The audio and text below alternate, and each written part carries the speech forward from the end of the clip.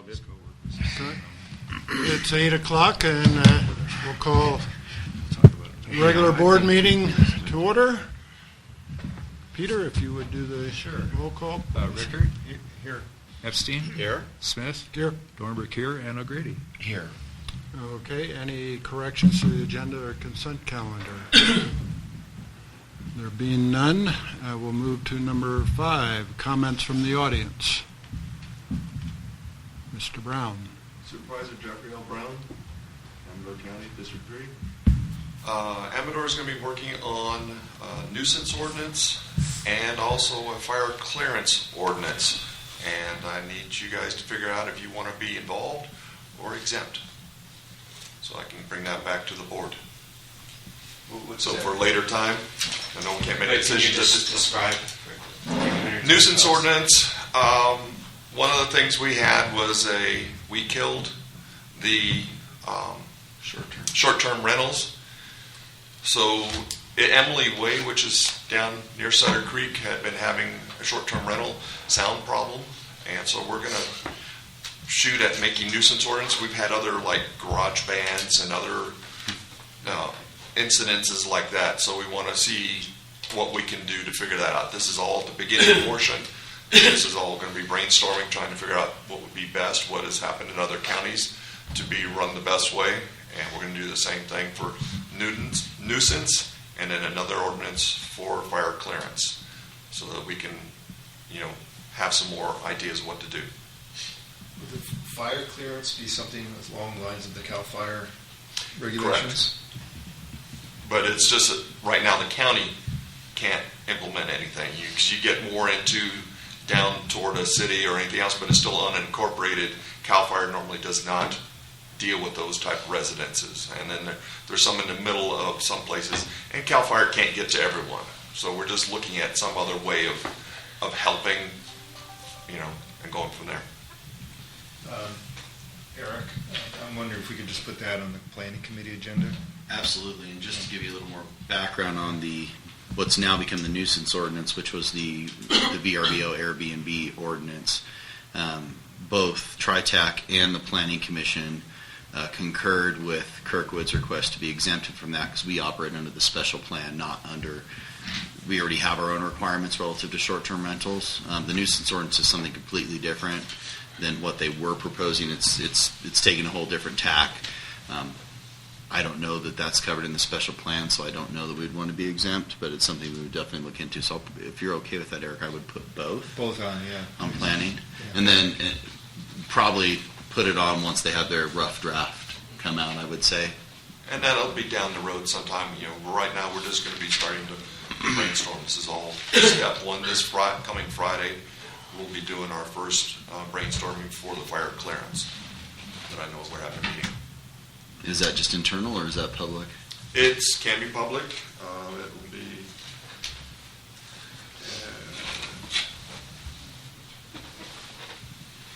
9 o'clock down in conference room C. On? In the what county day? building. What's that? What day? Oh, excuse me, Friday. Next Friday? Yeah. See if I can't get Rick to maybe go down to that, our fire chief. Okay. Yeah, it depends. That's very dependent on what happens with this Eastern Alpine issue. Right.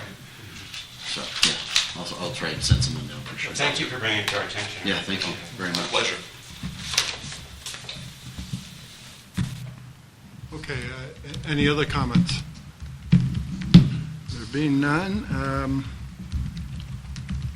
we'll move to adoption of the consent calendar. This would be approve the special board meeting minutes of July 5th, approve the current consent for claims, review receivable shutoffs report, and ministerial correction to the salary ranges.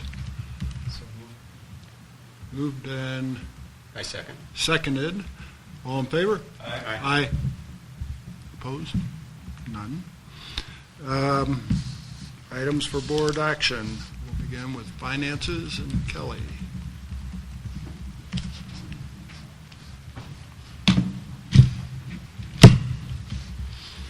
Morning. Morning.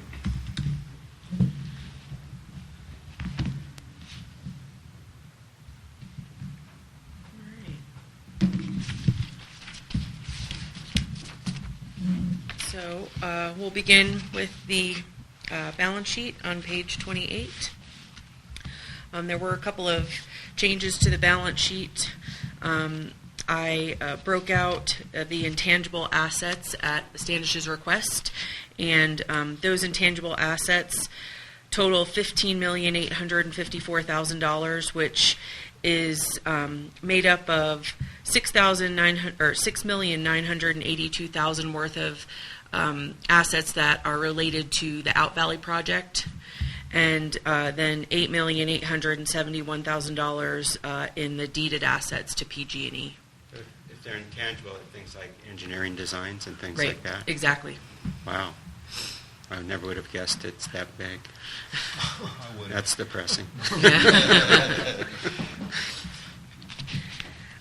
The other change that was made to the balance sheet was the totals for net pension liability, which is the GASB 68 requirement, and also added new to the balance sheet is the total net OPEB liability, which is related to the GASB 75 reporting requirements. And OPEB stands for other post-employment benefits, so it's basically the health insurance for our retired retirees and what could be our liability with the current staff that we have. So, any questions on the balance sheet? Okay.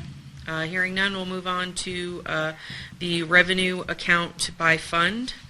I added those labels for you. So you can see that water ended at negative $49,000. Wastewater was at a negative 17. Employee housing at negative 23. Cables at a negative 3,300, and snow removals at negative 91,000. All of those will get taken care of with property tax revenue allocations, except for snow removal, which will have to have an interfund loan from electric to cover those negative cash losses. These are cash balances, right? Yes. And electric and propane are solidly positive. For now. As you will recall, we do have Right. capital projects for propane that are going to deplete that, particularly the cover over the propane tanks for the employee safety. That's the one we're engineering now that will be constructed next summer. We do have about $100,000, I believe, in the propane capital reserve, which stems from the refund that we got for our COP reserve fund. So propane does have a little bit of money in reserve that we can use. Okay, moving on then to the combined income statement. Just so you know, the June financials are listed as preliminary, but it's only because they're not final until the audit is complete. So these are pretty solid numbers, barring any adjustments from audit, but I don't foresee any. Year-to-date operating revenues are up from plan by $772,000. Again, that does include $100,000 of property tax allocation. Total operating year-to-date is up from plan by $576,000. And you'll notice that there are numbers now for the GASB 68 pension and 75 OPEB expenses. Those are the things that we're not able to budget for. Obviously, they're going to and have always been extremely volatile in the way that they come through in their calculations each year. But this is something that we will have to continue to report. Thankfully, it's not a cash expense. It's just really an accounting reporting that we have to put on our books. But thank goodness it's not cash leaving our pockets. Moving on to the general fund on page 32. Total property tax revenues received from for the year, or not actually received, but accrued for the year, is $846,000, and that does include the payments from Alpine County that actually weren't received until August 2nd. So that did affect our cash flow, not receiving those payments from Alpine County in the normal span that we usually do. So, but that does include all of those payments. Moving on to fire department on page 33. Year-to-date, total operating for fire department did perform better than planned by $63,000. $50,000 of that obviously was the special tax study that we didn't end up doing. So, but still, the total property tax allocation for the fire department would be the 156, which is that 184 minus the depreciation.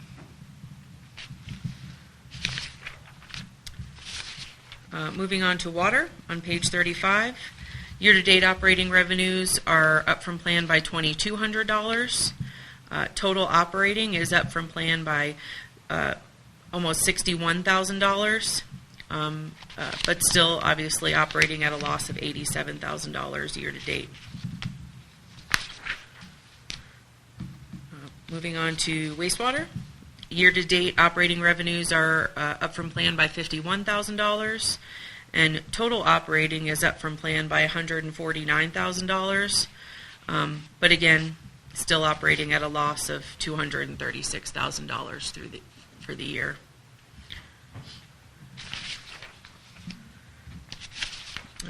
Moving on to electric on page 38.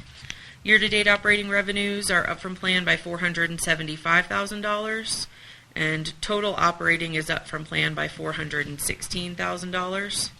So, another good year for electric with all the snow we had. Moving on to snow removal on page 40. Year-to-date total operating is down from plan by $144,000. And again, the cash loss portions of that will have to be covered through an interfund loan from electric, which we'll discuss in a couple more slides. Yeah. Propane on page 41. Operating revenues are up from plan by $213,000, and year-to-date total operating is up from plan by $101,000. And that's all I have on income statements, unless there are questions. Well, some summary comments. I know it was a difficult year operationally, but it was a fantastic year financially. It's the first time we've ever been over $10 million in revenue, which is number one. And I remember a few years ago we were congratulating ourselves before you showed up. Before you joined our organization. I like it the other way. But we were congratulating ourselves on getting to $8 million in revenue. Secondly, without the GASB expenses, we would have been profitable. I know we're not a for-profit organization, but that's an accomplishment that one should be proud of. And third of all, we are still losing our shirt in wastewater and water, but we're making progress. So I'd consider it a fantastic year financially. All right. Moving on to revenues. I guess the last thing I'd say is, sorry. I forgot my fourth point, is I feel bad about the $144,000 loss in snow removal, but, you look at the $400,000 over plan in electricity and the $100,000 in propane, and I'm not shedding too many tears.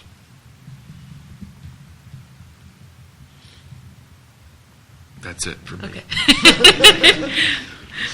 Okay. So moving on to July revenues, these are actuals for July. So starting off the year, pretty good, $12,000 better than planned.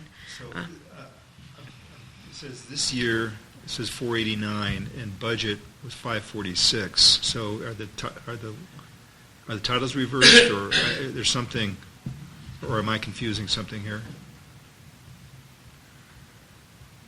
No, I probably have a bad formula in there, Eric. I had to pull this, and this was hand calculated. Oh my God, really? So I probably have a bad formula. I'll just have to check that out. So which way is it 12,000? It is 12 up if you add them up. I just added up the differences, and it's 12,000 roughly net. Actually, 13,000 roughly net to the benefit. So if you look, the first one we're up by 5, and then we're up by 9. Yeah. We're up by 1. So that puts us at 15, and then we're down by 3, so that puts us back at 12. So the variance is correct, just the total for the budget is not correct. Or this year.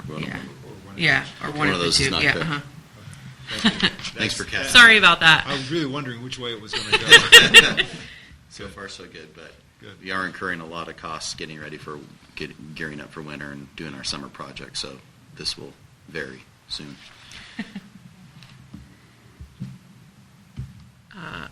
Okay, any other questions on revenues, now that I confused everybody thoroughly? Okay, we'll move on then to cash flow. And this is where you can see where the not receiving our property tax checks really affected our cash flow. So we ended the year what looked like $172,000 under plan. But again, we normally receive a $300,000 check from Alpine County in the end of June, which we did not receive until August 2nd. And so that played right through to July, where it looks like we're $432,000 below plan, but we had to pay our Mello-Roos CFD payment out of revenue because we hadn't received all of the Mello-Roos property taxes yet. So there wasn't enough money in the Mello-Roos account to cover that payment. So that's why you'll see $339 or $339,000 in a Mello-Roos reimbursement in the month of August, where Mello-Roos actually, we get that money back from them. And then also $276,000 being posted in property tax revenues. So August is scheduled to go back the right way. So on page 46, and I asked for this data at the Finance Committee meeting, we're 172 below budget, but if we'd gotten our 276 property taxes, we'd be 100,000 ahead of budget. Mm-hmm. My second question on page 46 is, I know why the reserve went down, PG&E, but why did it go from 147 to 384? I don't see a transfer. To 384. So That's the COP refund. Okay. That's where we put the cash that we received from that reserve Makes fund sense. because it was originally for capital projects. Right. Well, that's a nice benefit. And you'll also note that our previous installment of property taxes from Alpine County was also late by about 2 months on that one as well. Right. So it also hurt our cash flow earlier in the year as well. So we've been assured that the kinks have been worked out with the new CFO, and hopefully this will not happen again. But we will be keeping an eye on it, especially when we have to pull out of operating cash to pay the Mello-Roos because we haven't got our property taxes. That's a significant issue for the district. If we had a drought year, I don't know what we'd be doing except for using our line of credit, and that's not acceptable. So through August, you're 200,000 ahead, roughly? Yes. Sorry. Can you remind me what NRU CFC is? That was our bridge loan company for when we were waiting for the $3.75 million from the C8 loan. Yeah, it's National Rural Utilities Something Finance Corporation. Right. And we still maintain our membership in that. Yeah. It was beneficial in the case where we needed it for the PG&E bridge. Thank you. Okay. Moving on then to known budget variances. The only things that I added to this were the net pension expense and the net OPEB expense. Even though they're not cash budget variances, they still do hit our P&L, so I thought that they should be added to that I just want list. to clarify, this is the summary of the fiscal year that ended. Just ended. Correct. Okay. We don't have this many variances yet, no. Thank goodness. The title doesn't, yeah. Fiscal year ending 2019. Just wanted to double check. Yeah. No, we'd be taking a devil's haircut if Yeah. this was for this year. Before you move on, one Sure. other question I had on the income statement comparison on page 44 is there's other income of $1,069,000. What was that in 2018? That was that included all of the what's it called? The Cal OES funds.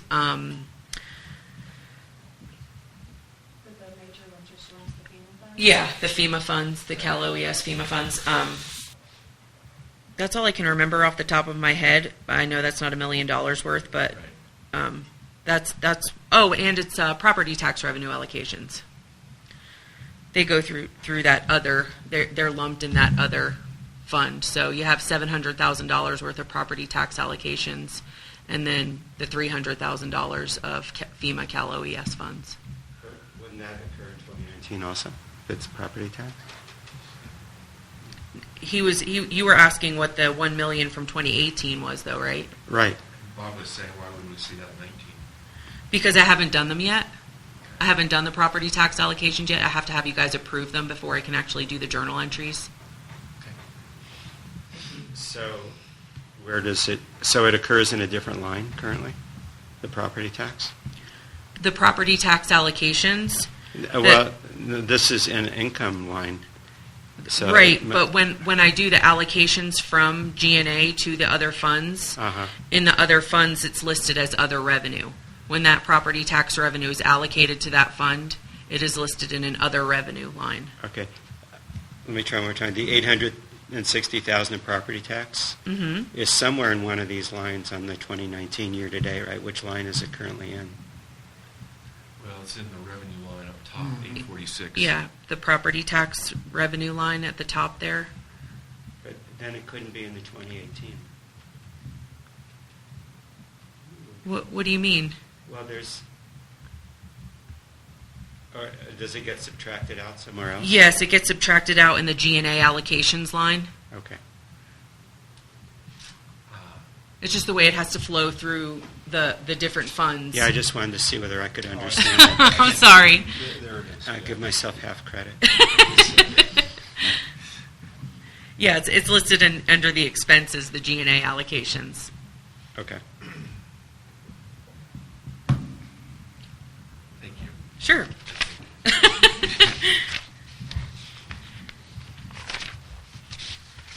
Okay. That's all I have on finances.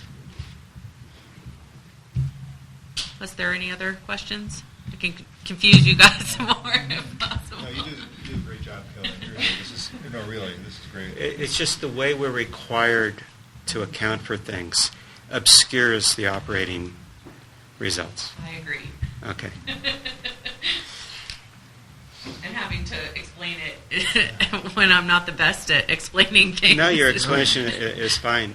The only thing I would say is that the year-over-year comparison should have said incomplete. Oh, sorry. I tried to figure out as if I did this is mention really that. done. No, I did mention that at the finance committee meeting. I apologize that Yeah, all no, the it's journal fine. entries hadn't been done. So Okay. So we'll move on to the property tax allocation. oh, whoops. Okay, so property tax allocations. This is my recommendation. It's up to you how if you want to apply it this way or if you want to make any changes. I did want to put $150,000 toward electric. Looking at our Form 7 through the first 6 months of the year, we're in a very similar spot that we were last year. We did the $150,000 last year, and then we had to do another $100,000 in December. So I feel like, being prudent, I think we should continue to follow in that vein, so we're not piling on a giant property tax allocation in the next year. So this is my So can you just explain, so for water and wastewater, those monies are building up some amount of capital toward projects? Is that the strategy? So what Kelly and The I talked precision about- with wastewater is amazing. Well, so what Kelly and I talked about is where the bulk of our expenses this coming year, who doesn't have the funds. And so in terms of water, we have the well coming, the new well coming up. And then in terms of wastewater, we all know the roof is out to bid right now. We open bids next week. So this is getting ready for those things concurrently while I'm also pursuing grants with RUS. So, but just to make sure I understand it, so for wastewater, the eight-digit precision is because all remaining property tax went to it. Yes, exactly right. And water. Yeah. Okay. Well, water was Water was a nice had even one, two-digit yeah. accuracy. Wastewater which got is- everything else. Yeah, that was. All right. So that's the strategy. Uh-huh. Okay, I agree with that. Okay, Discuss this finance committee's recommendation. okay, we do have a resolution for the board to approve, Resolution 1904, approving the interfund transfer and loan. That's Oh, the that's next separate. One. Well, That's that- separate. yeah. We just need board to take a vote on this property tax allocation as appropriate. Okay. Is the heading on the top? Yes. Yes, it should be It should be 2019. 2019. Sorry. No worries. Well, it's the fiscal year 2018-19, right? Right, but I have 2018 property Yeah, tax. I understand. Yeah, it should say 2019. I'll make But the twen- motion to, But it's the fiscal year 2018-19, right? As opposed to 2019-20? Right. My only point is that 2019 by itself is ambiguous. Okay. That's all. Yeah, either put As fiscal year correct. ending in Yeah, this one. that's my thing is fiscal year ending. That's why I Yeah. agree. I'll Motion make the standard. motion to approve those property tax allocations for fiscal year end 2019. Second that motion. Moved and seconded, all in favor? Aye. Opposed? None?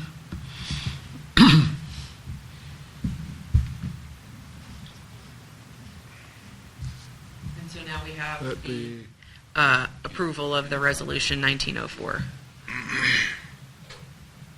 this would be for the transfer, the interfund loan to snow removal from electric in the amount of $91,496.66.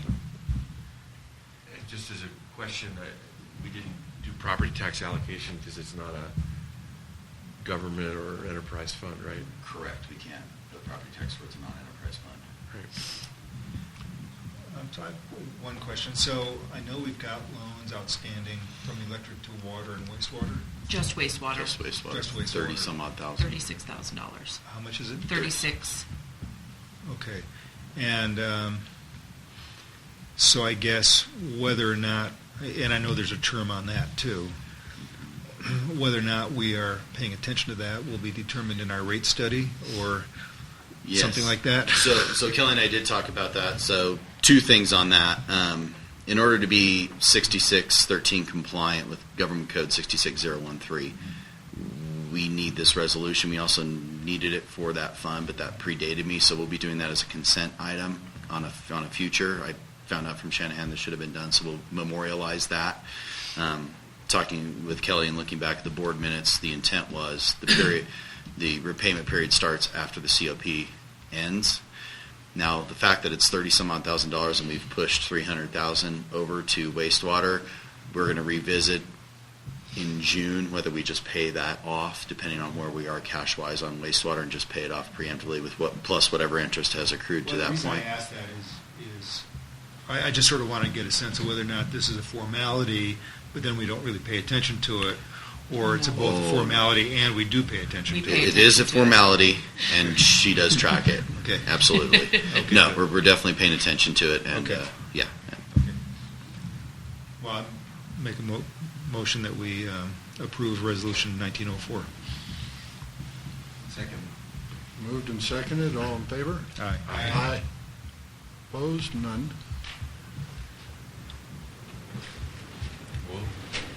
Whoa. Moving on to 8B, snow removal for driveways. Thank you, Kelly. Thank you. Thanks, here we are again on snow removal. Hopefully we're close to the end here. Bob and I are warned. But we've gone through this with finance. We've gone through this multiple times. Bob and Corey have done a great job coming up with algorithms that help the accuracy of maybe not help the accuracy, but they take out the outliers from the inaccuracy of GPS. Was that a fair characterization, Bob? And so we've come up with a formula that we're using 45 seconds as our minimum on the low end, because we found that to be kind of a true number. We tried it at a minute. We found there were some outliers that should have been included, so we did that. And then we started with 2 times the average as the high point. Bertrand suggested 3 times average. Bob and I looked at it. It really didn't substantively change anything, but we also thought it was good data, so we used the 3 times average on the high end as well. And so then we did proportional pricing rounded to the nearest $50 for each of the driveways. There was one driveway customer that told us they were not going to be renewing, so we have excluded them from the calculation. And so you can see where we are. And the Finance Committee unanimously recommended approval of this, and that included all members, obviously. So. Do you want to make any comments, Danish, about Bertrand's comments at this point? Well, I'll start out by saying we did consider it, and Bob and Eric and I spent 45 minutes last Monday going through the computer version of this printout, which is obviously more interactive. And I think all those parties supported. Bertrand's point of view was, first of all, it was a very significant positive improvement. This approach, I think, is one of his comments. The second was he's in favor of a base rate, and we looked at a $250 base rate when we had our interactive session, and it really didn't have a material effect. And I think the third comment, and please add or subtract Eric or Eric, is that there seemed to be some and Eric's point of view is he would be open to looking at a base rate next year, not this year. Well, my point of view was 2 things. One is my own opinion, but this is for discussion next year, not now, is that we should not be doing individual contracts. I don't think it's the role of a public utility district to have an individual private contract with individuals. But that's for discussion next year. The base rate is something also I think that's worthy of discussion for both HOAs and driveways. I mean, I have some reservations about that for reasons that we can discuss, but that's again for next year.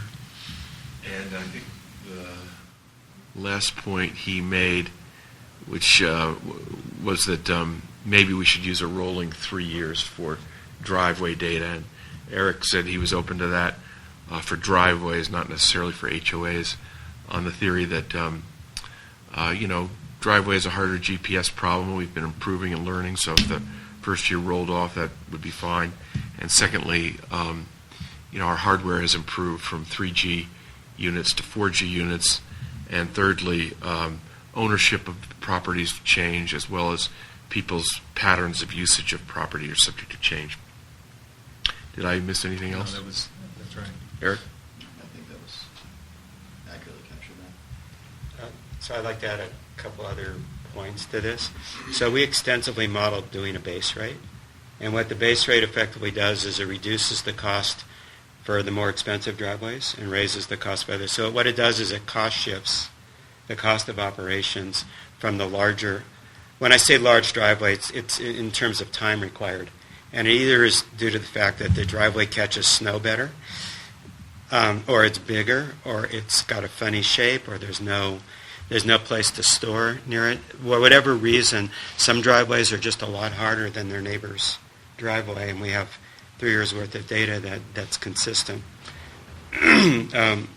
with those items. So the base rate, we've modeled it extensively. It either has a de minimis impact, moves $50 from one place to the other, or it's a subsidy of the driveways that are simpler to the driveways that are more complicated. So I could not find any case where I felt it was adding any fairness. And the analogy would be, if you look at electricity, the higher the base rate, the more more people pay in, and at the high end, they save money. So it's the same effect. So that's what I would say about the base rate. The other thing that happened in this cycle is there's one driveway in particular whose price went up a lot, but I looked at that. I compared it to a half a dozen other driveways. I didn't talk to the snow operators, but my feeling is it was just grossly undercharged in the past. And it's expensive. I mean, it's a big change. You can see there's a driveway that went up by $750. Just like there's one HOA in particular that's seen a huge increase. The data supports it. I don't know how I feel about a policy that can allow this big of a jump, but I don't think this would continue to happen. I think we've reached a more stable point. I think his reasoning for the base rate was to reduce the volatility year to year. Yeah, That there was something constant year to year, and then the rest of it is volatile, but average is less volatile. I think that was his reasoning. That's right. And I thought that was a good idea, and we modeled it, and it doesn't have that effect. Okay. Unfortunate, because I assumed that would be a good idea, but we can't find a number for which it does that. Anyway, I support this recommendation. I mean, I'm convinced Eric has been through it a lot. I know Bob's been through it. We've been through it. And it's time to get on down the road. The numbers are not in the board packet, right? The percentages are, the actual Percentage numbers are. did not get included for Dig Okay, Ethics. but we're approving the actual, The percentages round to the nearest $50 is what they come to.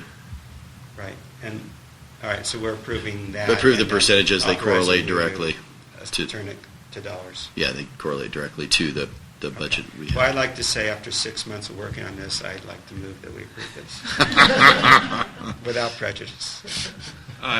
So the numbers that were in the Finance Committee. They were in the Finance Committee packet. They Are just- those changing at all? Nope. Those are exactly correct. Okay, so those are the numbers that we Apologize for can. not getting them in here. Okay, we have a motion to approve the 2019, 2020 private driveway snow removal contract amounts as shown on percentages here. Do we have a second? Yeah, I'll second that. Moved and seconded, all in favor? Aye. Opposed? No. Jess, you got that one opposed? Yes. Very good. We'll move on to item 8C, debt policy. This is policy statement number 390. So this was this has gone through finance quite a bit. This is one of those. This is the last remaining item that came out of the finance seminar that Kelly and I attended through CSDA. It was developed initially by Frank and Paul Fontenauer from Vail. They used a lot of resources from other districts with similar ones, and Finance Committee recommends adoption.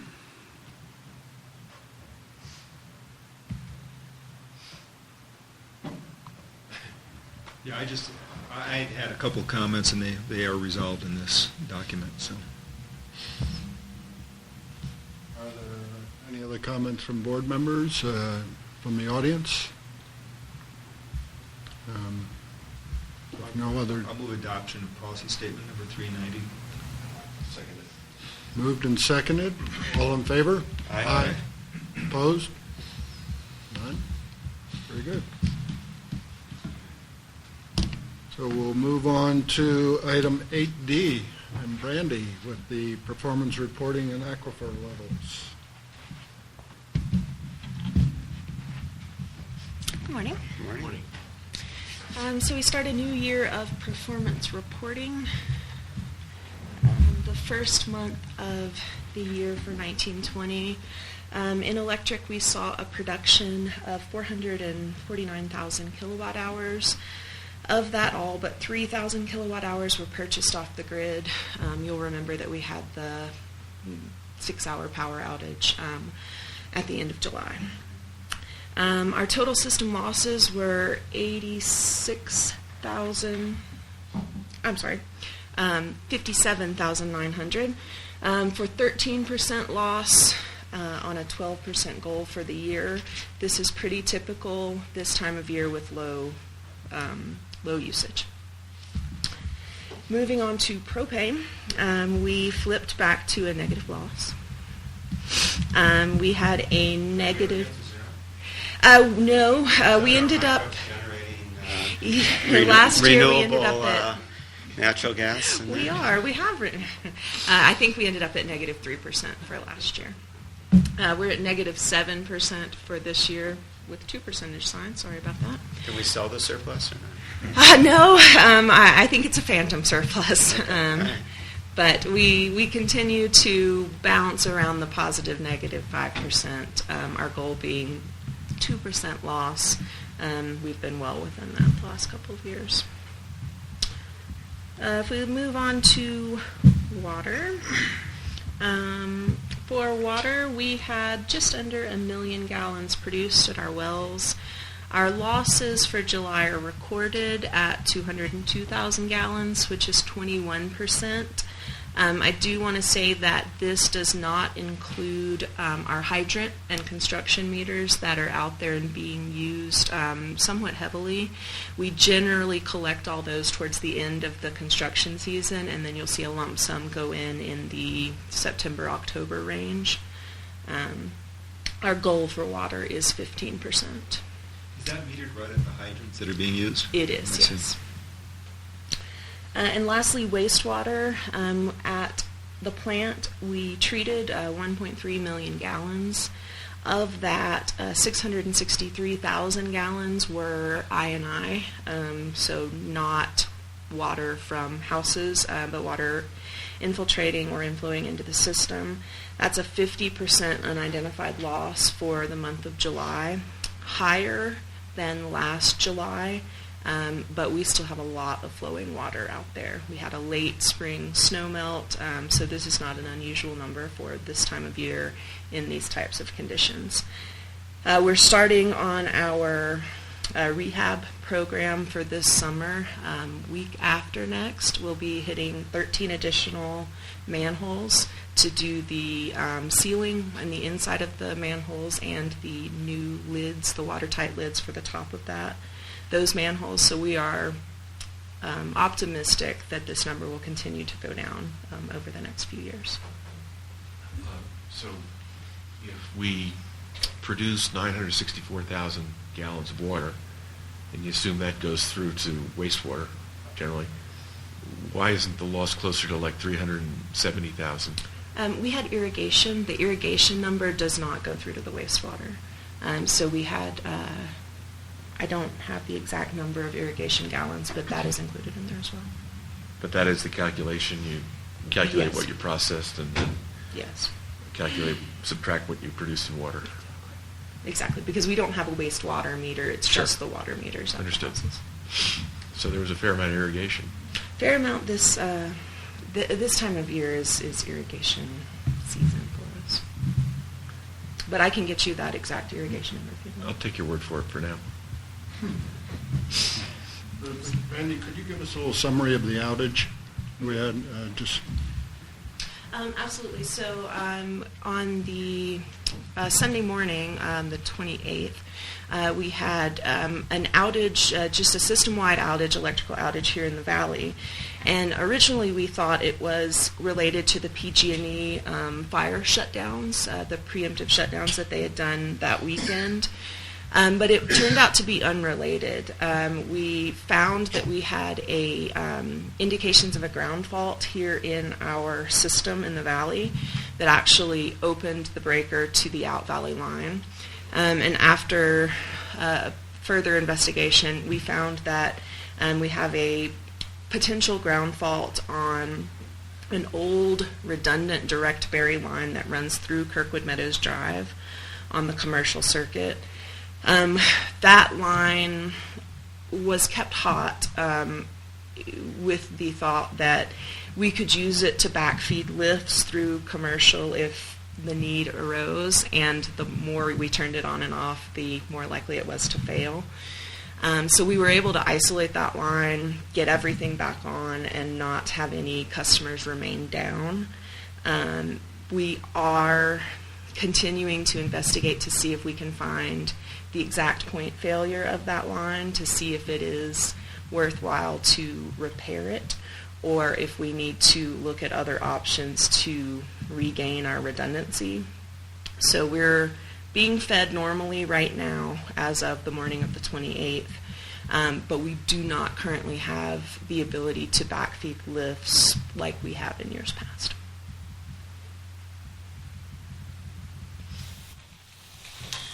Just for supplemental on that, my name's Jeff Brown. PG&E lost power, and they have no idea how they lost power, other than that they had a main transformer line coming up through West Point to the substation where you guys pick up your power, and it was, the explanation to me was a turkey may have flown into their lines, but their system is tightened up so much now that anything, ground faults or anything else on their system, they'll automatically shut down, and in turn, they have to inspect all their lines. So this is going to become a new norm for us to lose power for a period of time for that type of a situation, because I forget the proper terminology, but the interconnects, that are supposed to re-energize within a couple seconds are all deactivated.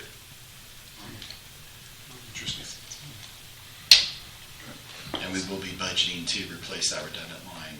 Proposing to the board for next fiscal year under the capital budgets project. What are the endpoints? There's a switch at the lodge and a vault in front of Edelweiss Thimblewood that then connects down here to our switch at the lower shop. I don't think you're probably comfortable, but it's not such a situation where you want to get it fixed before this coming winter in lift operations. Depending on the cause of the problem, if we find it is a problem very near to one of the ends where we could easily fix the problem, it would give us a little extra breathing room. Is it such a comfort level that we want to dig up Kirkwood Meadows Drive? No. Have you used that line? I mean, have you had to back feed? Not since the early days of the PUD owning and operating the power. There was a year or so where they were kind of straightening things out in the distribution system when it was used, but not since then. Okay. Perhaps you'll find out later that this is something that you can leave until next year, but if you decide this is something you need to resolve quickly, just an FYI, there are some repairs scheduled for Kirkwood Meadows Drive at the end of August, September timeframe, being paid through KCA funds. So we've got Qualcomm coming out in that last week of August, early September, based on their current schedule. Are they dovetailing with Vale's portion in addition to KCA's portion? What's going on in the valley, including some of our HOAs that we're fixing the trench as well. Excellent. And I saw you got the car towed the other day, so finally. On a related topic, do you know Vale's plans for like the loop road? What I do know is that as of Thursday, they have marked out Loop Road, which you'll see there. That's their areas that they are planning to repair. It sounds like they're going to go after the KCA portion, which was my question. So that's what they're planning to repair, everything in the white area. Hopefully it's more than just isolated patches. It's not. I'm looking at it right now. It's isolated patches. But it does go to our field meeting that Derek and Rick and I had with their operations. They said, well, why do these valve cans keep getting damaged every winter? Because you don't pave your road properly, is the answer. Oh, maybe we should do something. That'd be good. So they understand. Okay, any other questions? We'll go on to the aquifer levels. Yes, the only note I wanted to make on the aquifer levels is you'll note for the month of July, the average aquifer level on well 4.5 is 140 feet. Looking back at historical levels there, We've generally been higher than that, approximately 160. And I talked to our wastewater supervisor about that, wastewater supervisor, and he stated that we've had a bit of a shift in how we operate, that previously we kind of used well 4 or 5 as an extra reserve tank, that they have been using it more frequently for shorter periods of time this last year. And he was going to reevaluate whether or not doing more frequent rest of this well would get us back to a 160 level. He is not at all concerned about it being at 140, just, a historical note of interest. I remember that before 4.5 was really used as that storage thing, it was often down at 120 or 130. Mm-hmm. And I remember it getting down into the 90s at one point. But that's because well 2 was always at about 26, and here it is at 29. We've shifted away from using well 2 because of all the fecal coliform hit issues we have. That's a huge issue with regulators, and we've shifted away from using it, which is why we're using 4 or 5 more. That's all I have, unless there's any further questions. Any other questions for Brandy? Thank you. Okay, moving on to 8E, General Manager Objectives for fiscal year 2019-20. These have been reviewed by the various committees. I think they all recommend approval for their various areas of control.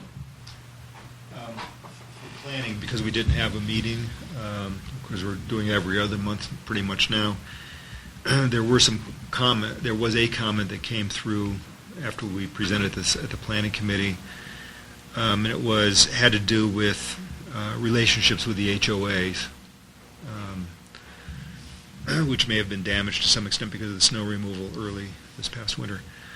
I looked at that, and I was wondering whether or not people would agree that under our planning item 6, which is conduct a biannual customer survey following the next snow removal season, I'm wondering if we should put in a goal there that says obtain a score equal to or better than the previous survey. I mean, something that actually tells us whether or not we're doing better or not. Do you recall what the previous survey was? It's better than we're doing now. Yeah. It was better. Yeah. I don't know if you can recover the customer satisfaction in 1 year. Oh, well, the idea is to put a number in there so that we can evaluate. It's not just doing the survey; it's also working towards that improvement. Then we can go back and look at that survey and see what we think is reasonable for this one item. Okay. I mean, is that something that's a good idea, or you don't think it's a good idea? I think having a metric is a good idea. I don't have a full understanding of where we stand and what we can demonstrate going forward. Well, But having that be part of the plan is certainly good. That relates to one other thing I was going to ask, and that is the current design for our pricing for snow removal assumes that we plow all driveways contracts in equal amount. Our intention, when we have the capacity, is to drive everybody do snow removal equally to all accounts, and when we don't have full capacity, to prioritize them based on who's here.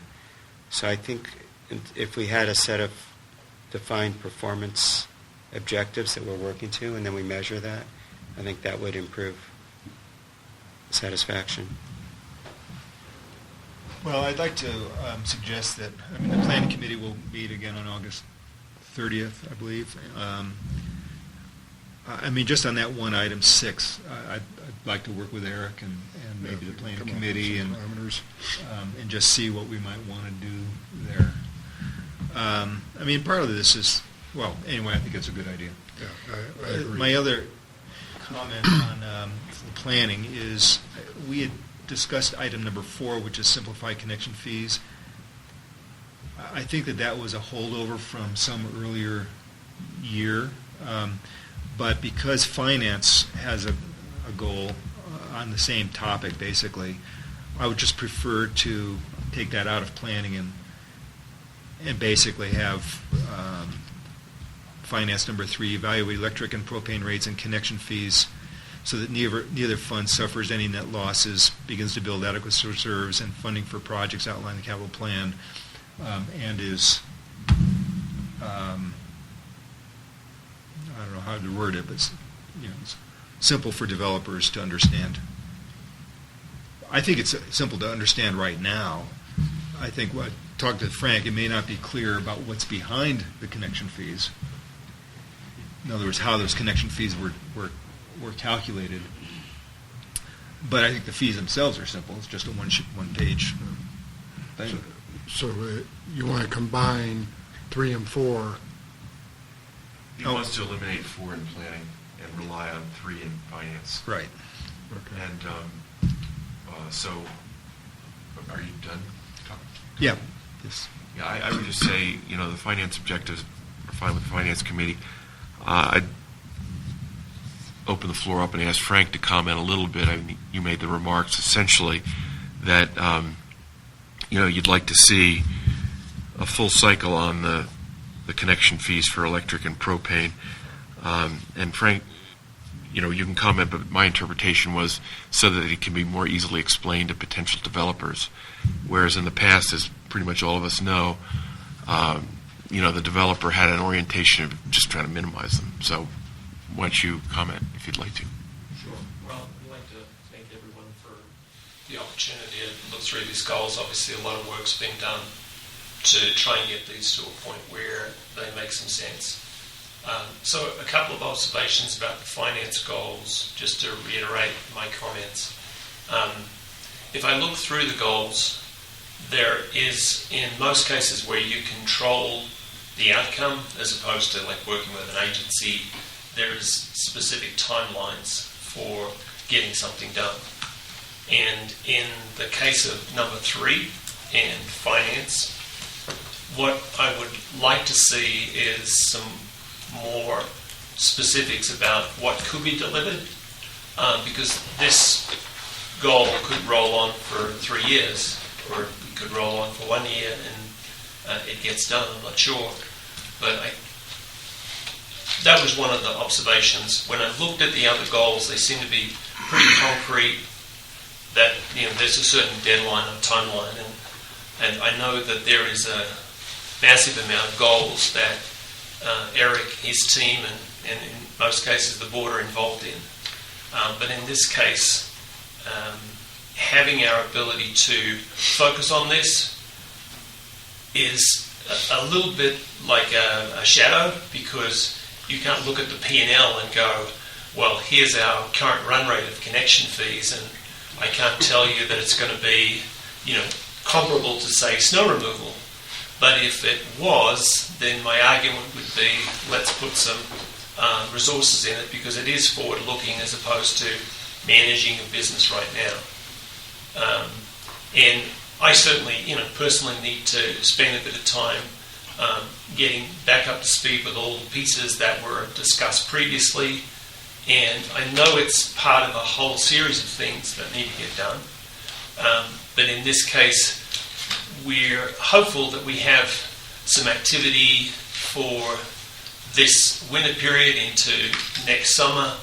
And so this would, having something more specific in terms of goals, would allow that discussion to move forward, so that in the end a business decision can be made with more certainty than it currently exists. Yeah, and so just to respond to that, I did want to give you the opportunity to provide your perspective. I just as one voice would prefer the finance objectives to proceed as is without modification along the lines you suggested. And just to say, hey, the developer wants a more full cycle on this over the next year, so not to change the wording. That's the reason why. I come with some historical baggage. I remember the last time we went through, and he comes with a lot more than that. I remember the last time we went through this, and I agree with Eric that I think they're pretty straightforward. But I am acknowledging the developer's request that we deal with this in earnest over the next year. I think the other thing, too, that the Finance Committee is... So to be clear, this is not as much of a priority for me as a lot of the other stuff here. But I acknowledge your request, and we'll push the general manager to accomplish it over the next year. All right, so... And by the way, Frank, you show me some development that's happening. I haven't seen any development of significance except for those townhomes up there in many, many years. So, I don't see this as a priority. So that was my comment about the shadow.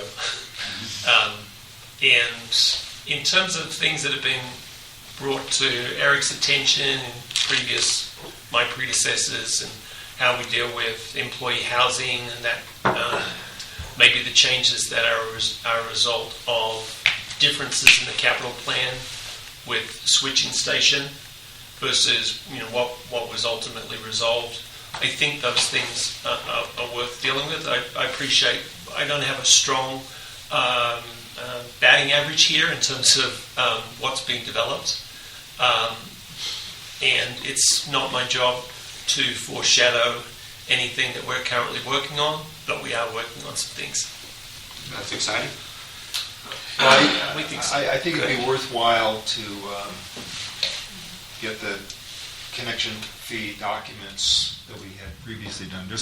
I'd like to refresh my memory on, because there was specific calculation. There were specific things that were included, and then divided by the number of units yet to be developed, and that was the source of the connection fee. It's a straightforward calculation, as I recall.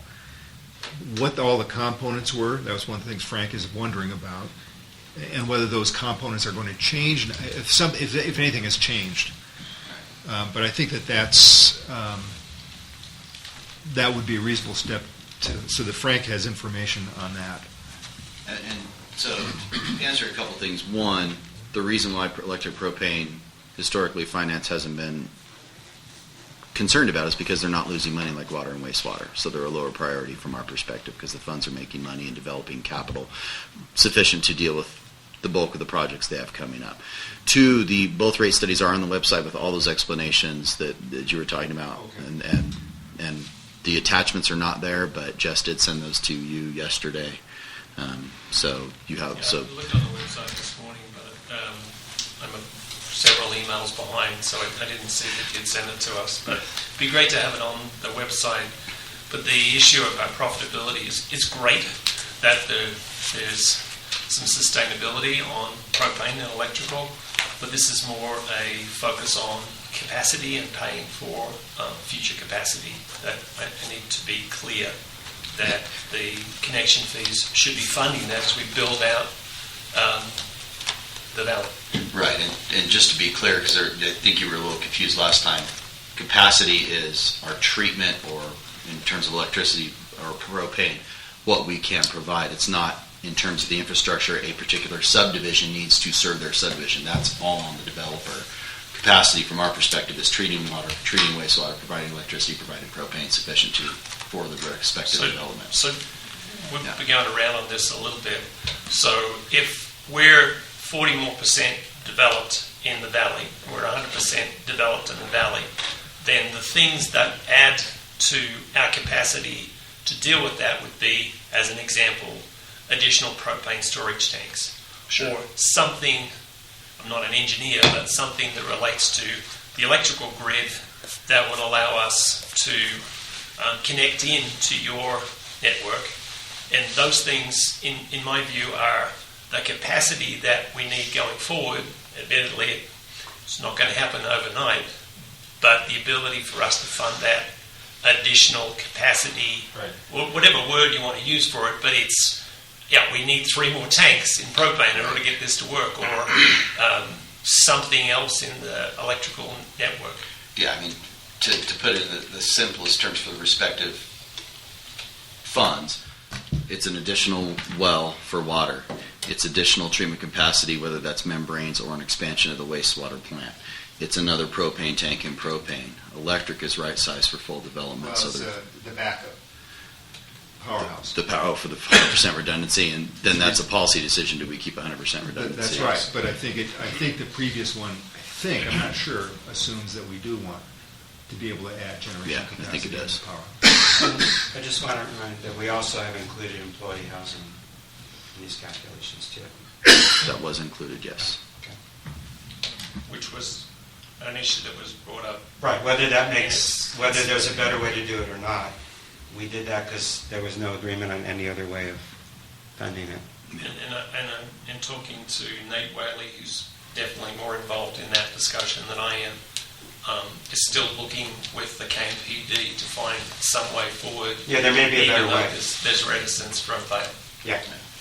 And one thing that we started looking at relative to TriTech that feeds into that, we're getting far away from goals, but I'll close out with this, is there is no enforcement of the employee housing deed restrictions whatsoever by any of the counties, and the laxity of that has led to a dearth of employee housing, so resolving that problem also helps the district from our perspective. We just bought 2 new units. Would we take them deed restricted? Possibly, but we don't know where those are to be transferred because no one's tracking it and people are selling it willy-nilly without respect for the deed restrictions. Okay. Well, just to summarize where we are on the housing, The planning committee considered this for 2 running years, and the thing is that it's not up to the PUD to do it. It's up to the developer and the resort. And because the developer and the resort could not come together and define need and help us draft a new ordinance to take to the counties to approve, we went, okay, we'll take care of ourselves. It was Plan B. We'll take care of ourselves. We need approximately another 12 units that build out. We estimated the cost of those 12 units, did the division, and created the connection fee. Created that component of the connection fee. If the developer and the resort would get together and define their needs and define an ordinance that would be simple and satisfactory and easy to understand, you'll have the full cooperation of the district. But we can't take the lead on this. Well, the scars are all coming out. A little bit But- careful what you ask for, Frank. Yeah, but in terms of getting back. I'm glad to be here. Yeah. Hey, well, I There's know some- people aren't we are- dust yeah. off certain events, but if there's a better way to do things, we want to figure it out. I think the ordinance would be a better way to do it. Yeah. A revised ordinance as part of the specific plan. I don't have anything else to add. Okay. You heard my comments. And, I think there's some refinements to be done, but you're also going to change the goals anyway, and it's this cycle. So please consider my input. Any other comments on the objectives? With that, and noting that we would delete number 4 under planning. Is that correct, Eric? Yes, delete number 4 on planning, assuming it'll be part of the Okay. finance. And I would like to, over the next month, consider some metric for what is now item 6, would become item 5. Just remember Survey. closed out the survey. With the survey we did, I know we did one since I was here. I'm trying to find it in the board packet, so I'm not having any luck. I don't off the top of my head. But I just want to continue working on that one, just to So add number 6 would say, and develop metrics. and Yeah. develop a metric Yeah. for, I yes, put target. I measuring put target satisfaction. XX% customer sasatisfaction, yes. and I'm just I think trying to give you a. Yeah, if we just leave it to develop metrics. I don't know that that's the right number or thing to do, but we should figure that out. Develop metrics, okay. Okay, with those 2 changes, then deleting number 4 and adding develop the metrics in number 6, do I hear a motion to approve the objectives? I so move. I'll second.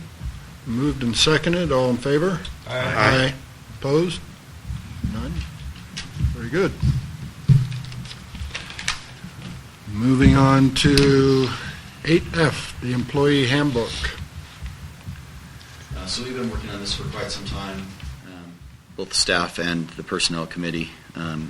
It's a complete revamp of what we had previously, so there's no track changes available. It was a complete rewrite. We use the latest CSDA, Aqua JPIA recommended employee handbook as our starting template. And then obviously we brought in the components that are unique to the district. In there are on-call policies, those sorts of things, residency, and anything that was unique to us. So personnel's been through this 3 times, I think. Maybe in this iteration 2 versions, and then the old one just to talk about once. But they recommend adoption. That all of their changes have been implemented. I have 4 comments / questions. The first one is on page 75 of the board packet. Okay. Under temporary seasonal employee, I just note that under the current plan for snow removal operators, as many as 2 who I think would be called regular temporary seasonal are budgeted for 1,100 hours, not the 1,000 hours. Correct. It'd be great to manage that to 1,000 hours, but I don't know if that means anything in terms of this policy. Right. Yeah. So those 2 would not be temporary because they go over that criteria. They'd be a regular part-time, then they would be subject to they would receive CalPERS, which is what we included in the budget because we knew they were going to go over the 1,000. So when we budgeted snow removal, we anticipated and included that. So they're in the category above. My next comment, thank you. My next comment is page 93, board packet. So 1, 2, 3, 4, 5th paragraph. This is about employees being stuck on the wrong side of the pass. Yes. Spur. And it says any time not worked due to highway conditions may be taken as vacation time, floating holiday, or unpaid.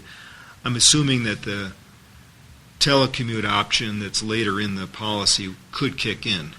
Correct. Up to 10% of their total time, which is essentially 1 day. Yeah.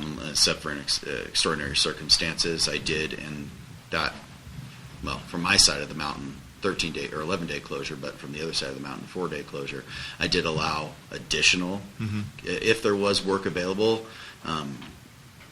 That could be done in that fashion. If there was work available for that particular employee and they could telecommute that work, there was additional dispensation given at my discretion to let them work more. If there was not work available, then it was not given, and the policy was as is. Okay, so I just want to be sure that statement doesn't preclude the possibility of telecommuting. No, the telecommuting is the 10% unless otherwise approved by me. Okay. My next one is page 102.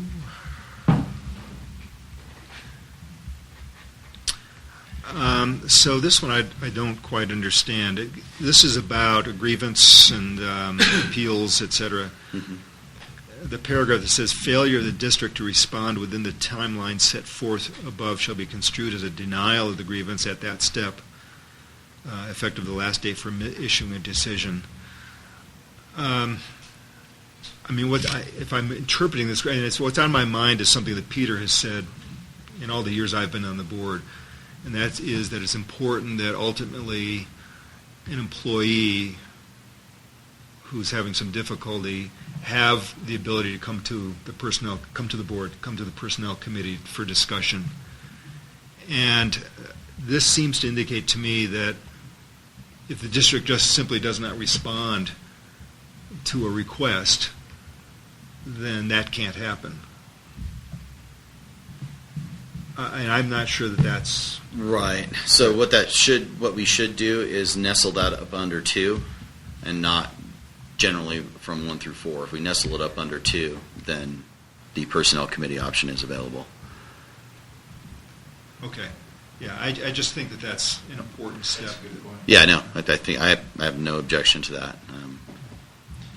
And then finally, 108. This is a major one. Hold on to your hats. Did you find a typo? You misspelled classic on the heading. I did not misspell classic. Oh, somebody misspelled classic. Thank you. Okay, thanks. Jeff, you missed one. Jeff got all the other typos. Your eyes go blurry after a while. Thanks. The whole thing yesterday. I didn't catch that. So the decision there would be, Eric, the decision there is to move that small paragraph after number 4 up under paragraph, or At the end of paragraph of section 2. 2, okay. Yeah. And then correcting the misspelling. Any other comments? The Personnel Committee has reviewed this several times and is recommending approval. Eric noted. So with that, I'll make a motion to approve. I'll second that. Moved and seconded, all in favor? Aye. Aye. A nice job on this, by the way. It was a lot. And I had to work on it in between snow removal, so that's why it took a little longer.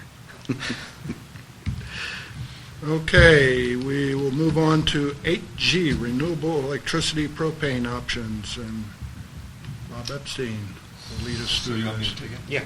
I'll just start off, but Bob will have a lot to say, I'm sure. So this item, if you remember, the idea is to give our customers the opportunity to voluntarily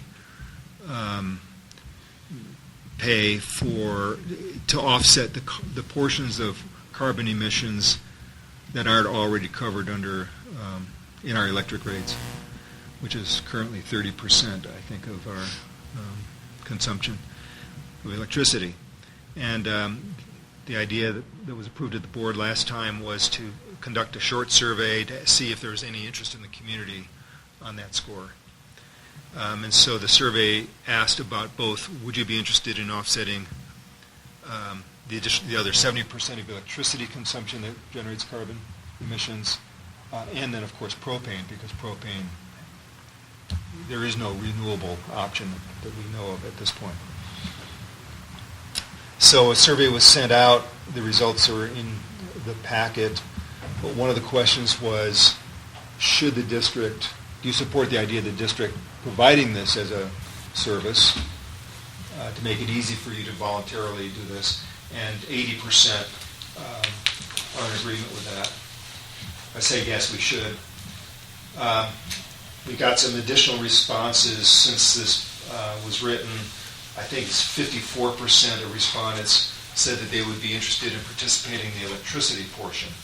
Now, note, and Bob will address this next, if we're all done through renewable energy credits, then the electricity portion is really relatively inexpensive.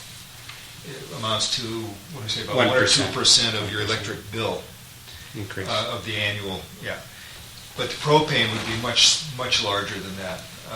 And so only about a third or maybe 35% of the respondents say they'd be interested in participating in the propane portion of it.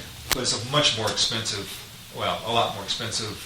I mean, it's not prohibitively expensive, but it's a lot more expensive than the electricity. 10%. 10% of the electricity. The way we wrote it. So,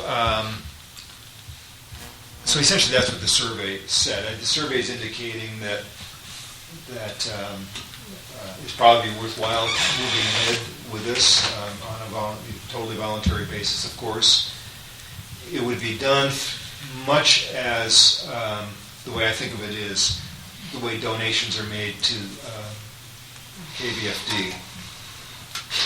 It would be like a click here. If you want to participate, click here. I mean, you'd be given the information. This is how much electricity you've used.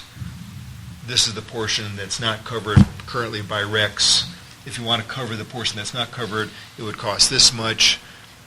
Click here if you want to participate, and you pay by credit card just like you would with a donation to the fire department. And then the PUD collects that and then purchases the RECs at the appropriate time. Same thing with propane. So it would be very easy.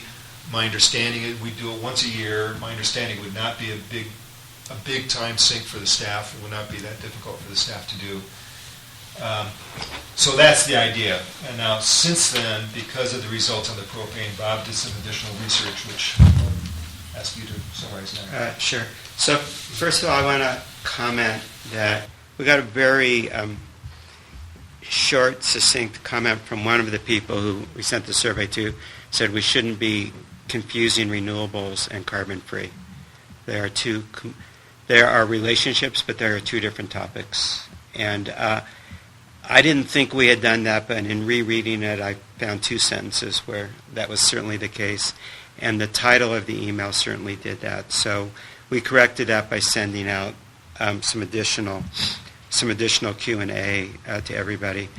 But I think it's a really valid point that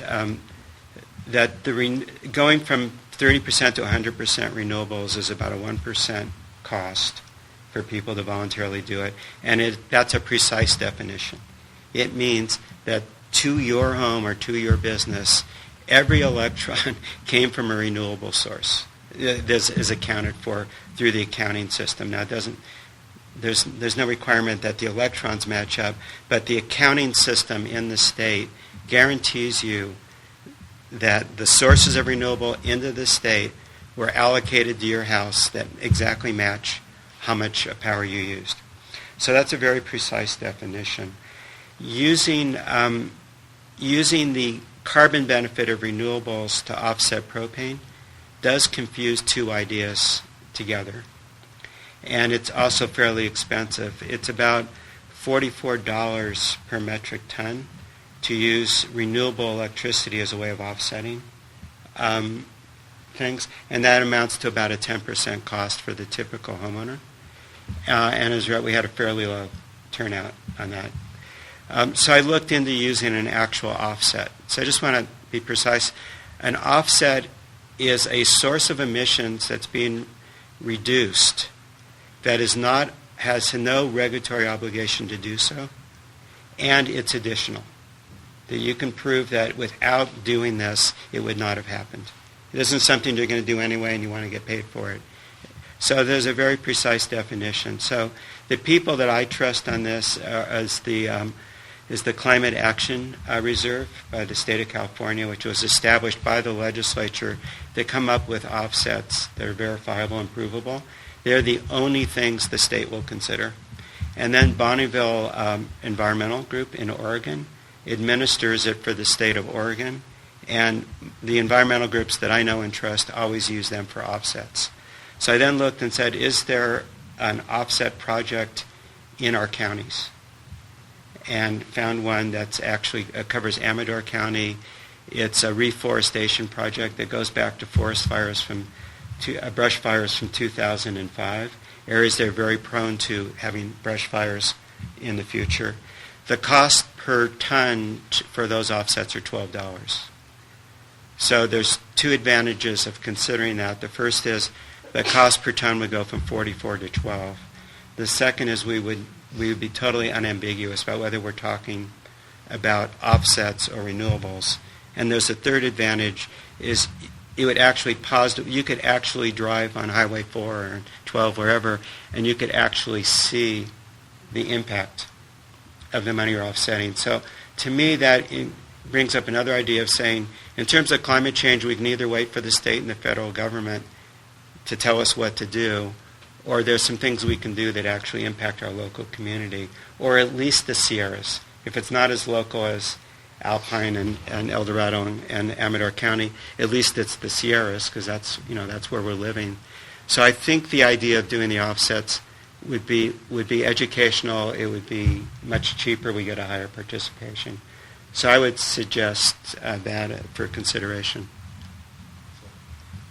That reduce it from about 10% to 2%. It depends on how much of the base rate.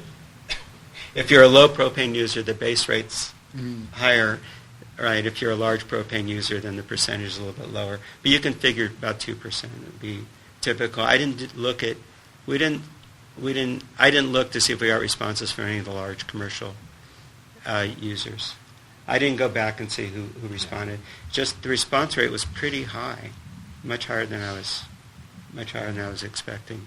But I do want to comment that the one customer who said we're doing a disservice by confusing those two things. They then referenced the national numbers, which are not relevant, because I mean this is precise measurement inside California.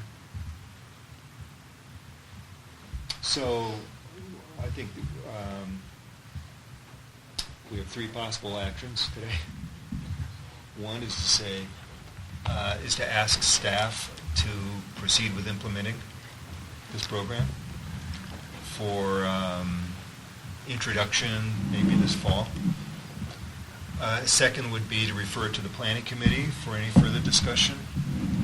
Because like I said, since the planning committee didn't meet, the planning committee has not discussed it. Well, it did initially, and then pass it on to the IT committee. And the third is to say, forget it. I don't know why I'd say that, but you might want to say that. But let me ask you, what benefit would there be to passing this on to the planning committee at this point? The only thing would be to have several other people in the community a little bit more involved with it. That's all. It's a fairly complicated issue for some people. I think that maybe postponing it a month and adding, like what you just explained today, might be beneficial. Yeah, I mean, Well, we did update. I'm not opposed to We that. did update the email and send it out to everybody. We've already done that. Good. Yeah, I mean, from my perspective, I'd be happy either way. It's a month Because away, make a big I don't difference. know that a month. I do think that just logistically, it'll be better. It'll be easier to have people decide to participate in a month in which they're not paying a high electricity or propane bill because it's the winter time. So I think it's going to be better if this is implemented so that people have the choice, say, in October. When Or would the 1st of when would the November. cutoff date be for deciding if we passed it today? Well, if the sense is that Because you're going to do it on an annual basis, right? You probably send it out after their December usage, you would send out. Oh no, that's kind of the point is picking a month to say would you like to have it be even higher may discourage things. I think we can pick any 12-month period we want. There's no particular advantage of correlating it with the fiscal year or the calendar year. So let's say we just pick, just for argument's sake, pick the end of September and look at those 12 months, September to September, and in October 5th say, would you like to have 100% renewables for the last fiscal year, and would you like to have zero greenhouse gas emissions, 100% offset for your propane? Check either one or both boxes, fill out the credit card form, and it's due by October 30th. And we don't offer it any other time. We then collect the money, then we buy the RECs, and if we go the offset route, we would have a one-time payment to Bonneville. If we went with Bonneville Environmental, which I've just started talking to just to see what it would look like, we'd write them a check. We'd buy the additional RECs, and that would be the process. And you wouldn't, if you wanted to join in later, we wouldn't. We don't want to be processing this every month, so it'd be a one-time thing for now. Cheryl suggested a informational table at the chili cook-off to explain to people is something we may want to do. Yeah. I think doing that kind of thing sort of each year or somewhat. Here's what I think. I mean, my choice would be to begin developing whatever needs to be developed on the website or whatever to do this so that we can hit, say, the end of September. But I would like to have it on the agenda for the planning committee for discussion, as much for educational purposes, but to collect any comments before we actually go live.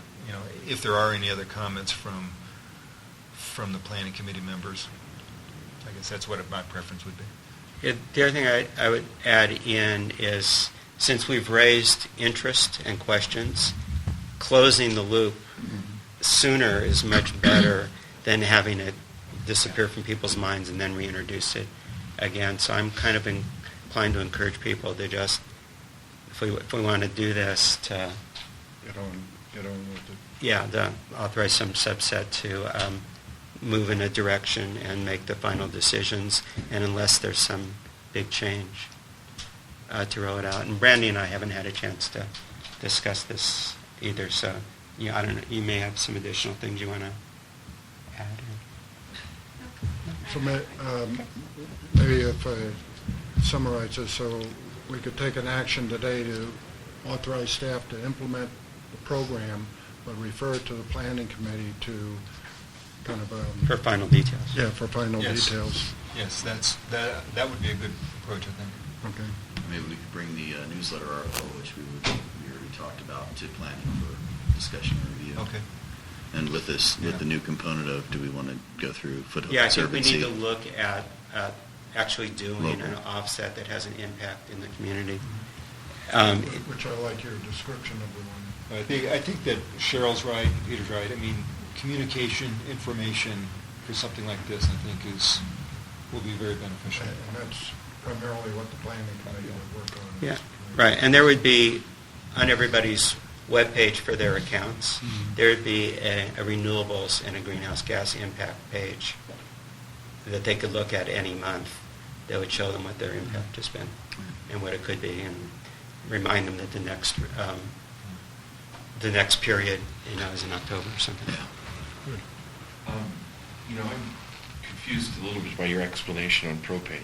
Okay. I get the REX thing, Yeah. and I think that if I'm confused, we need to clearly explain to the community. Absolutely. But how does it work on propane? In other words, we're combusting the propane. You combust the propane. We know the average amount of CO2 emissions that are embedded when you combust propane. Understood? Okay. We don't try to figure out, if some of it wasn't combusted, what that happens. But we know it. There are standards for that amount. So we know what the pounds are per million BTU of propane. We're putting that up in the air. You're putting that up in the air in your house. So we then take that number and we know how much greenhouse gas we need something else to take out of the atmosphere. So if we look at like the forest protocols, this is planting additional trees that are going to be permanent, that weren't there before, that weren't likely to be planted otherwise, that absorb the equivalent amount of greenhouse gas that you had put out for that calendar year. Okay. Got it. And then the point on don't confuse renewables with carbon-free. That takes into account nuclear plus, what's the other one? Nuclear, large hydro. Yeah. Okay. In California, What was that person's point? The person's point is that we, in our title, we said carbon-free energy in the title of the email. And renewables, 100% renewables doesn't mean zero carbon, because in the life cycle of renewables, you had to create the physical. If you look at the size of a windmill, Right. all right, it took some emissions to create the windmill. You normally amortize that over the lifetime of the windmill, so it isn't zero carbon. The actual production of electricity didn't cause any more CO2, but the physical plant itself. I mean, if you tried to get a life cycle on our 25 miles of transmission all the way down there, just so we could get the renewables, it changes the equation. So that's his point. The point that isn't valid is that having solar displace nuclear, that doesn't happen in California. That never happens. It does happen nationally.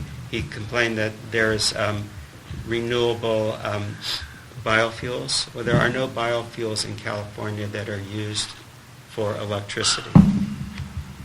So the national numbers do not reflect what happens in California.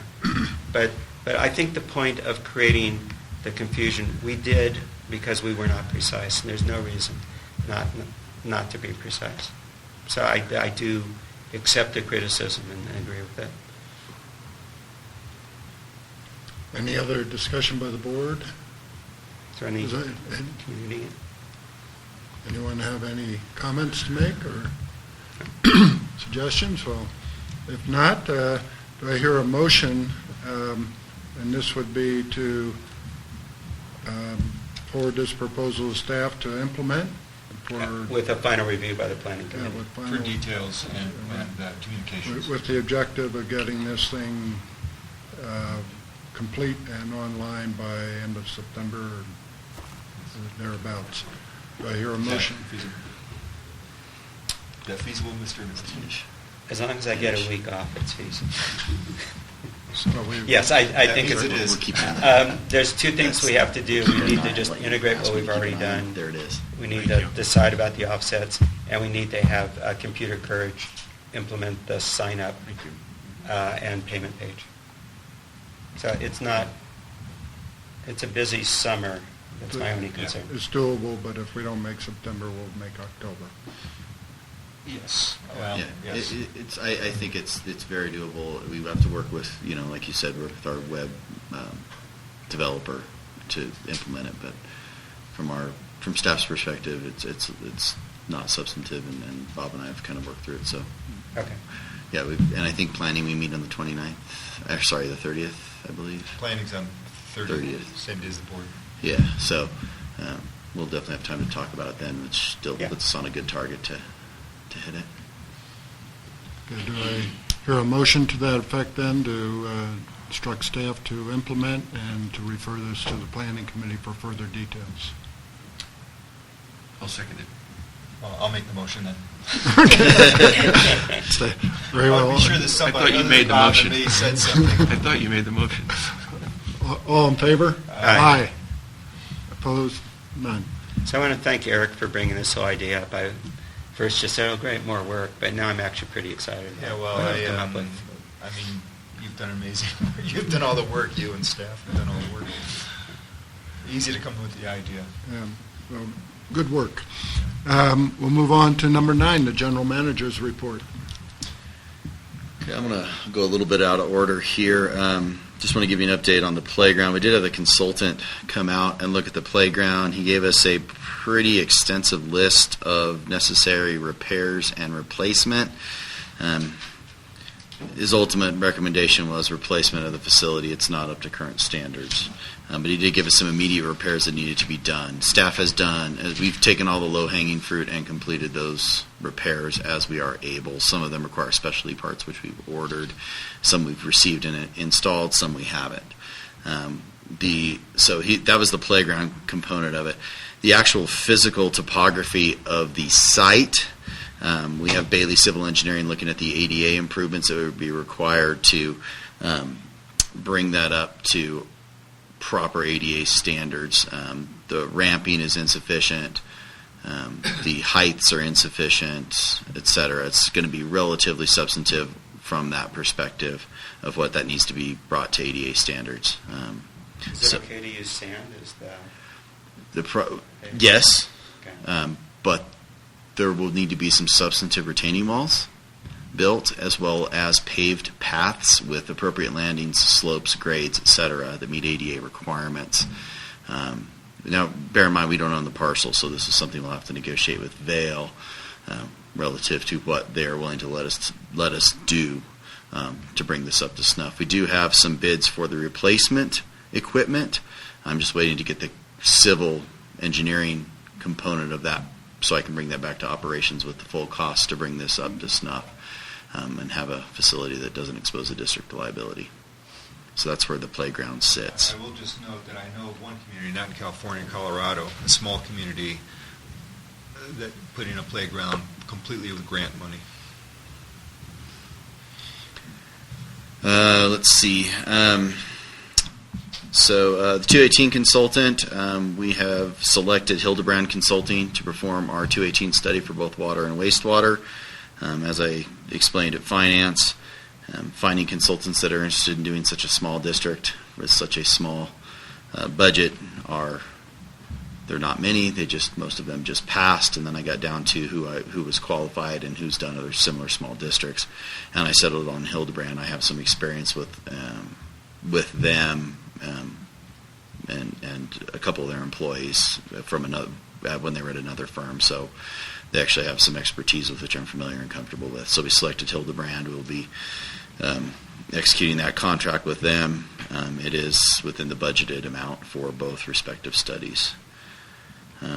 PG&E interconnection agreement and transfer facilities agreement expires November 6th. So I've been in contact with PG&E.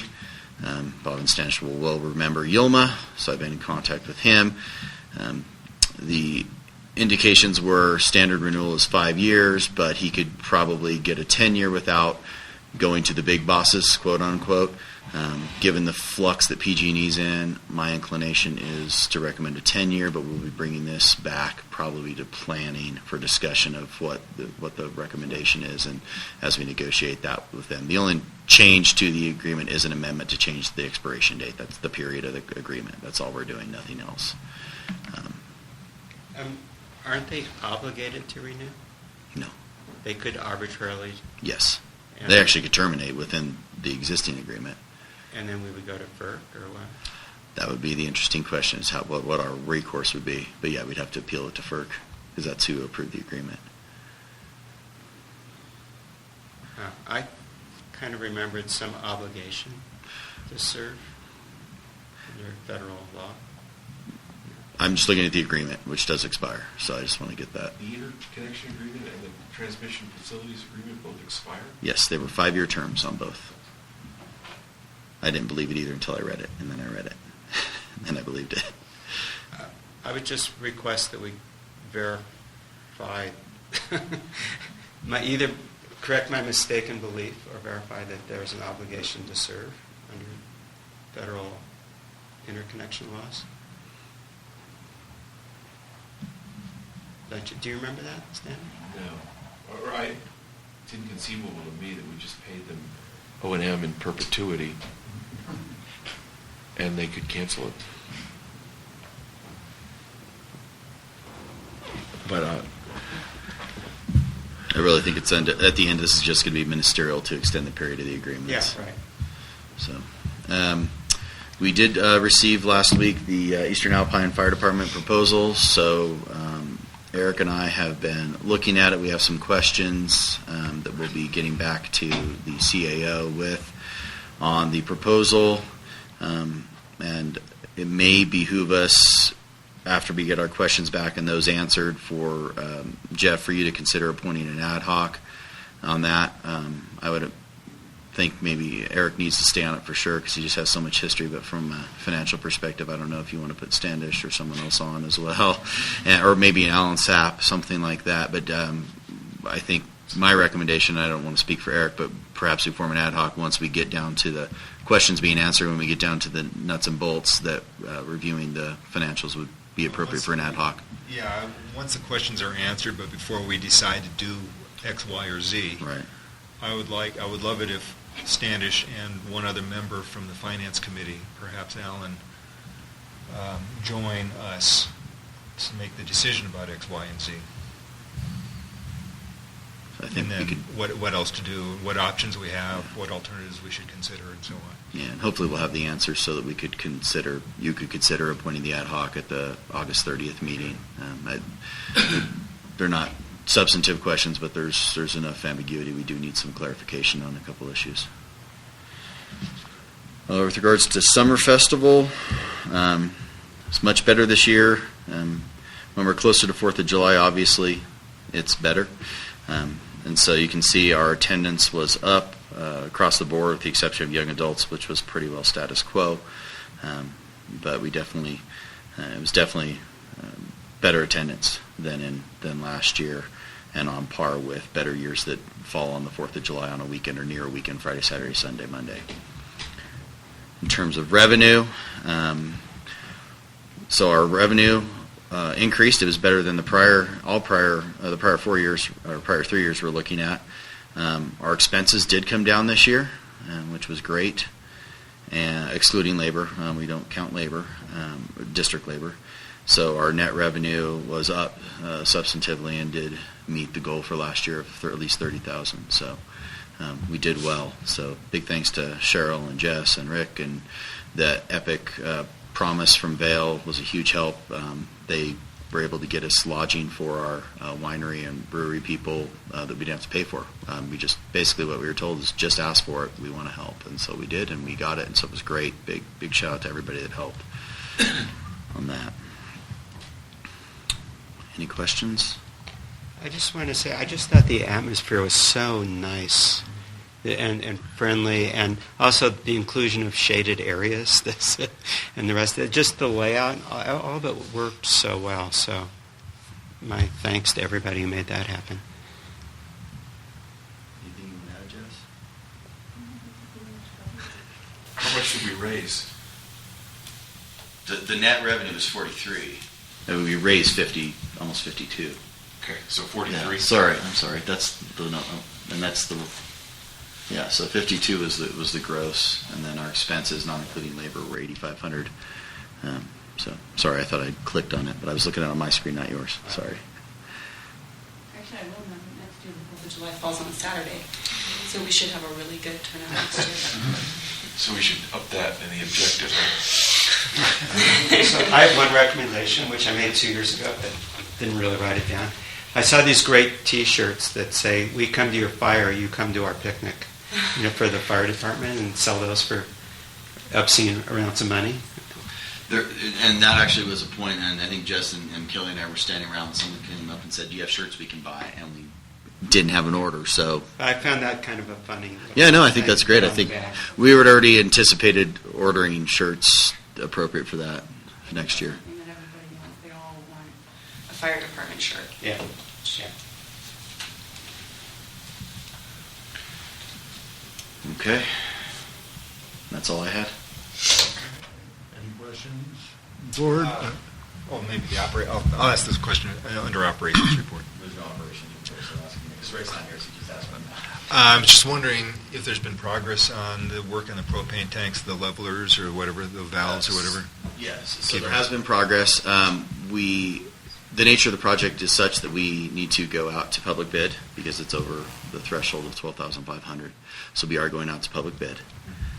So we, just as I think Thursday, we started sending the documents to our district engineer to start preparing the contract documents with the anticipation of getting them out at the end of this month. We are closing the bid period next week on the roof. We are advertising for bid on the T1 line next week, and that will close in September. September 19th, we'll close that bid period, and then we're just rolling these bids as they go as we get the engineering documents out. And then my only other question is, when are inspections done of the overhead line and trees and all that? We already marked the trees, so the forester already went out, and then our next step is to, one, update our mitigation plan, and then two, to go meet with the Forest Service to go over our mitigation plan and the trees. Got it. And I think we had that scheduled for late September for our meeting with them. So we're in the process of starting to update our mitigation plan. So we're going for a multi-year mitigation plan with them. They've suggested it, and we're going to go down that route and meet with them on the mitigation plan and the trees. And they'll be harvested in the fall. Great, thanks.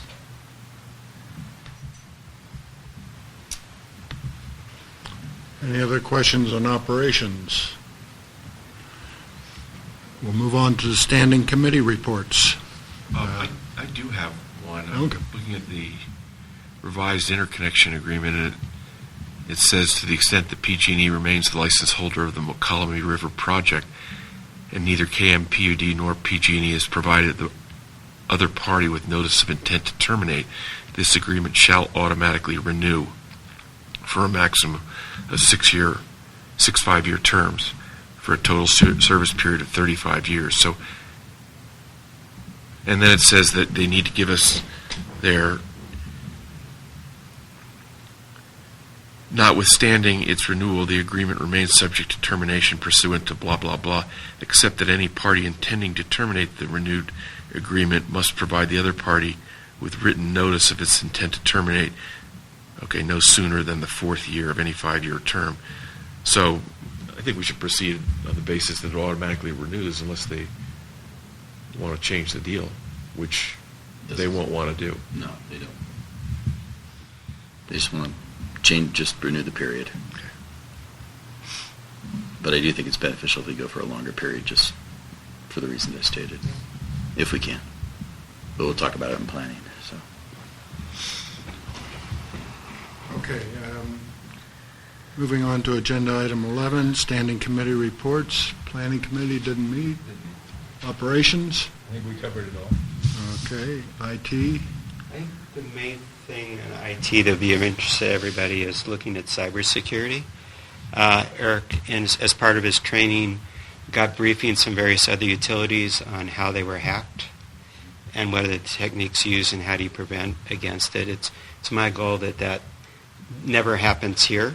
And it's not like the small utilities aren't targets. They are targets in the United States. So it's my goal to have that never happen because we're proactive and smart, not just hoping for good luck. So we talked about some of the things that we need to do. The most common way to penetrate a system is to get an employee to voluntarily give them their password. And I know when I was doing bank regulators we test that every year, and there was never a problem getting an employee to trick an employee into giving up their password.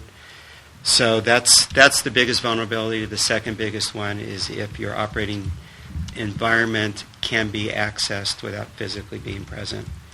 And the good news for ours is whatever capability we had in that way currently doesn't work. So we can make that intentional until it's such an inconvenience we deal with it. So that's going to be a lot of the focus over the next year is being really proactive on not having that happen. There is a case that happened, I think it was in the Ukraine. Twice. Right, twice, where, as you know, the Ukraine and Russia have issues. So for political reasons, their power systems were shut down and it took weeks. Then you have the case from the UK in the hospitals where medical records were sealed off. And so the damage can be huge, and we're not, so that's going to be a major topic for this year. finance, Standish? Nothing, except that we're in escrow on our second employee housing. Yes, we are. Okay. And that's a unit in the Meadows. 1 bedroom. Other than that, we talked about everything, I think. And the audit is proceeding? They are coming in The last 2 weeks of August. in a week. I'm currently in, Hibernation. sending them information phase, so Okay. And RUS is coming as well to In do October. the document review. So that is Yes. also coming. Is that an annual event, or is that our first time? It's our first, it's called Loan Fund Accounting Review, Uh-huh. and it is the first one we've ever had. So they're asking for information all the way back to 2011. So it should be very interesting for me to try to find all of that stuff. Okay. And having built projects with RUS funding before, I've never had them audit any of the projects. And I have projects going back to 2003, with my prior employment. Never had them come do this. So thought it'd be interesting, a learning experience for me as well. I was expecting it. Howard had, Howard and Bob Benson had always said, you will have this accounting review, but it's just they took a long time to do it. And honestly, we just closed out the project officially last year sometime. So. Okay, getting back to the committee reports, personnel, we've covered everything, so. No temporary advisory committees anymore at present, so general discussion. Any board members want to bring anything up? Not. We will be recessing and then reconvening in closed session. And I thank everyone for attending today. Thank you. Thank you.